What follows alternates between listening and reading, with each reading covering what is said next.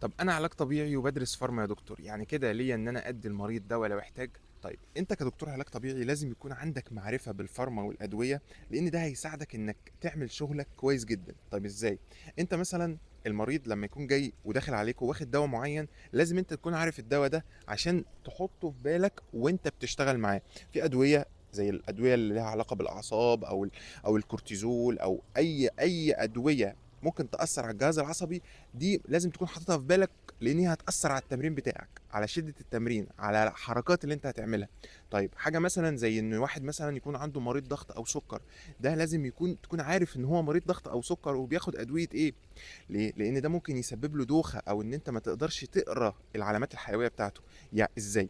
لو انا شخص طبيعي وبجري دلوقتي او بعمل تمرين معين في العياده، طبيعي ان النبض بتاعي يزيد، ولكن عشان نبقى ماشيين صح لازم النبض ده ما يزيدش عند حد معين، لان انت كده بتعمل كارثه.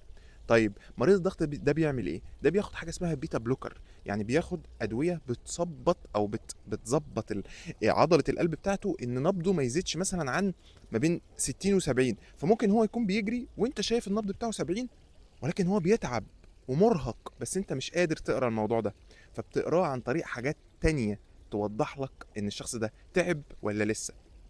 فطبعا الفارما وكونك تعرف بالامراض ده مهم جدا جدا، لان انت ممكن تكون في العياده، هو المريض يخش لك واخد مثلا بسط عضلات مالتي ريلاكس او ماسل ريلاكسنت او اي حاجه تعمل له ريلاكسيشن، وتيجي تخليه يتمرن او تعمل له تيست تشوف العضله اخبارها ايه، تلاقيها ضعيفه، فتقول ايه ده ضعيف.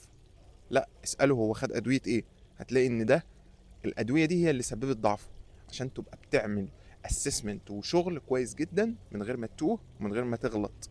وبس، وربنا يوفقنا.